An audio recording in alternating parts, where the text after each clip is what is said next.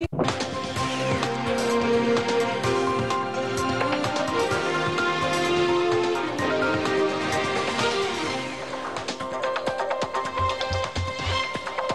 and welcome to our nightly news. These are the headlines.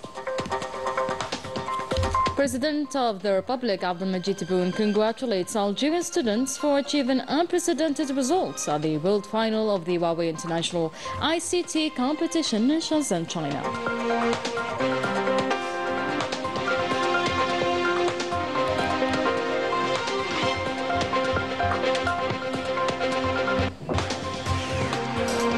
On behalf of the President of the Republic, Supreme Commander of the Armed Forces, Minister of National Defense, Army General Said Shingriha supervises the official installation of General Aito Arabi Abdel Qadir as Director General of Internal Security.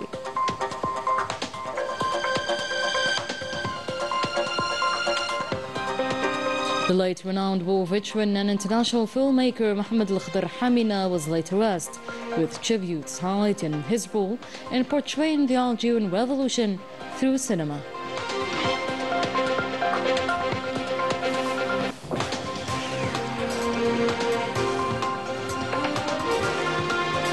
Alarming shifts in political discourse and the escalation of hate speech in France are reinforcing discrimination ideologies. Welcome back, everyone, to tonight's news. The President of the Republic, Abdelmajid Tebboune, has extended his congratulations to the Algerian students who excelled in the World Final of the Huawei ICT competition held in Shenzhen, China. In a message posted on his official social media account, the President expressed pride in what he called unprecedented results achieved by Algeria among participants from 114 countries. He also commended the role of national schools and universities in Stif, Bel-Abbas, Algiers and Oran, acknowledging their contribution to this international recognized success. Algeria's tech talent is making waves on the global stage indeed. In Shenzhen, China, the heart of innovation, 14 Algerian students stood out among competitors from over 100 countries in the Huawei ICT World Finals.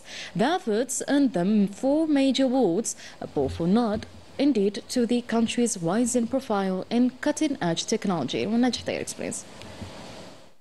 A major milestone has just been achieved by Algeria on the international tech scene at the Huawei ICT Competition 2025 Grand Final held in Shenzhen, China. Algerian university students claimed the first place, standing out in one of the most prestigious and competitive global events in informative and communication technologies. With over 200 students from 14 countries competing, the challenge was immense, yet thanks to their creativity, precision, and determination, the Algerian team managed to shine brightly and bring home an extraordinary academic victory. Their project, a pioneer model based on artificial intelligence, a true testament to their technical mastery and innovative vision. We are very happy to have won first place. I dedicate this victory to the President of the Republic, the Ministry of Higher Education, and to the entire Algerian people. Winning the grand prize in a field marked by such high-level competition is an invaluable recognition. This award marks significant advancement, a collective success that now positions us among global references in the field. This recognition goes beyond the award itself. It reflects Algeria's growing stature as a hub for technological and scientific advances, especially within its university community. The country's commitment to nutrient excellence, research and innovation is now bearing fruit on the world stage. We are the network team of ECI Algiers and we won first place. I would like to thank the President of the Republic for his continuous support of students. This achievement is more than a medal. It is a result of vision, investment and the unwavering potential of Algeria's youth, and a sign that the nation is ready to lead in science, research and technological innovation.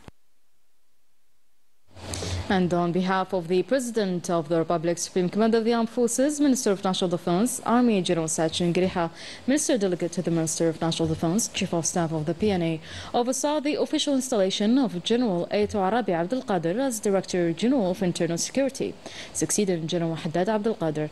The ceremony took place at the headquarters of the Director General of Internal Security and provided an opportunity for Army General to address the executives as he gave firm instructions and practical guidance in underscoring the importance of discipline and unwavering commitment in fulfilling the demanding missions entrusted to them.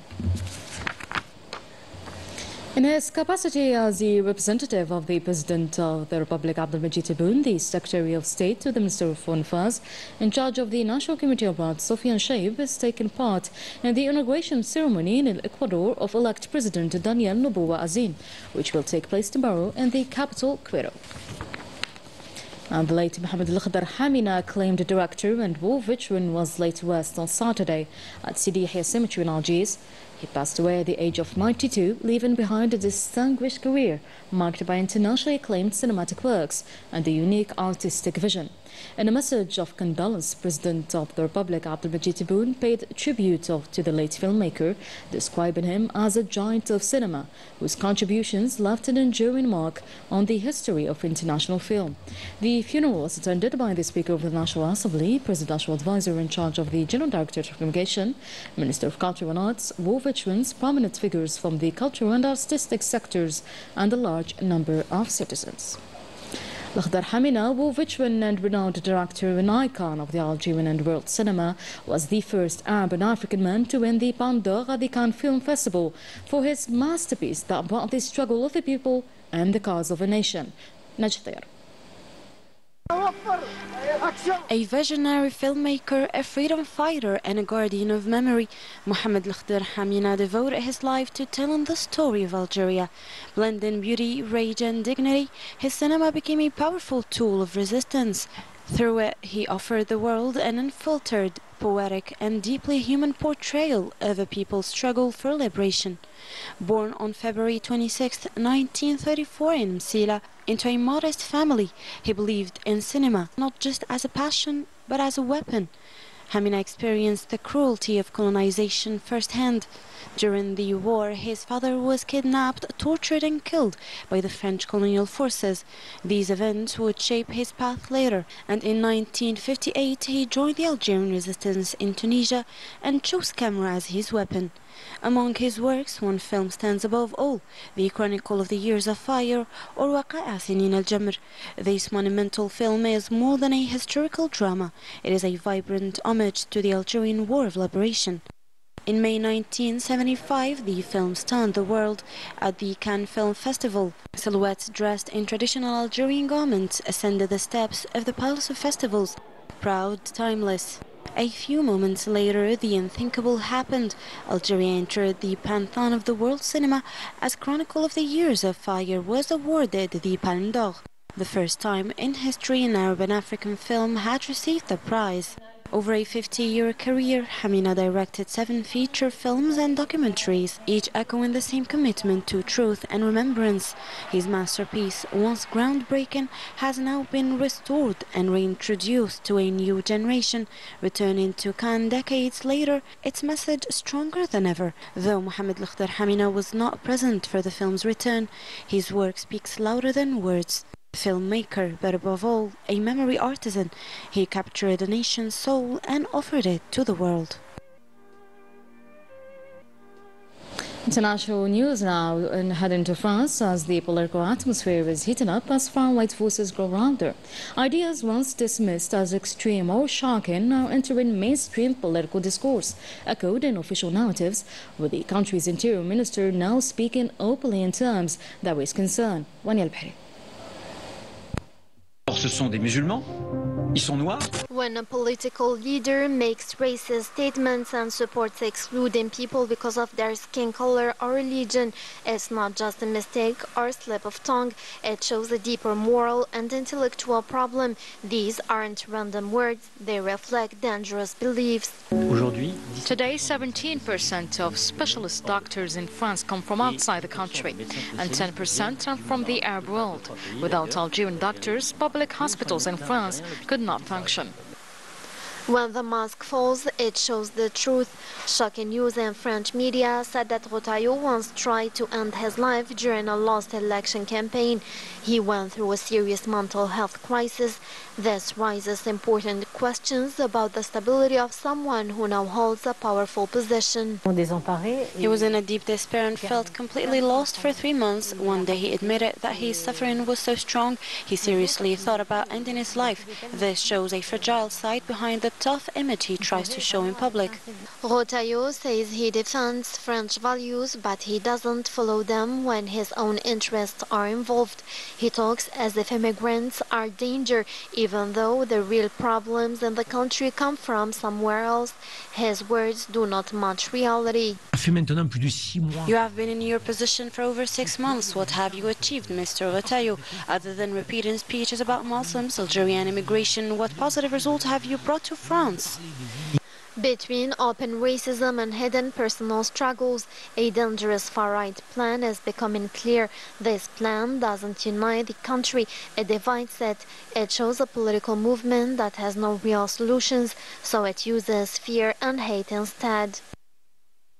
To Morocco now, the Morsi regime continues to face criticism for turning a blind eye to universal values, comprising both the country's dignity and its independence. By opening the door to foreign interference, it has allowed outside forces to exploit both its land and its people. Mania Al-Bahri. From the swamp of normalization to full military cooperation, the Morsi regime is sinking deeper and deeper. It shows no concern for the blood being spilled or the crimes linked to its actions. A British news website revealed a major scandal. A Zionist military unit wanted internationally for war crimes took part in military training in Morocco. This unit, responsible for killing innocent people in Gaza, has now visited Morocco for the 3rd time with the full support of the Morsi. The report also said that the same unit killed 15 Palestinian rescue workers. The British website confirmed that the Morsi is making these decisions alone without caring about what the Moroccan people want. Just like the day it chose to normalize ties, it continues to ignore the public's voice and pain. نقولها اليوم بصوت واحد وموحد لا تطبيع مع الإبادة. Today we say with one voice no to the normalization with those who commit genocide, no to the partnership with an occupying force, no to betraying Palestine. The people's position is clear in every city, in every street and on every platform. We fully reject normalization and demand the immediate expulsion of that entity's representative from our land. This regime hasn't just sold out the Palestinian cause for low price, it has also given up their country's dignity and independence. It has handed over the future to a disgraceful alliance. Now the Morsi stands on the wrong side of history, bowing before an occupier, a killer of children and a destroyer of lives. Turning to developments on the ongoing genocidal war targeting the Gaza Strip, where 11 Palestinians were killed at dawn in separate strikes across the Strip, among them 4 members of the same family, martyred when an apartment building was shelled west of Khan Yunis. In Rafah, bombardments claimed more lives, adding to the mounting toll of the genocidal aggression on civilians.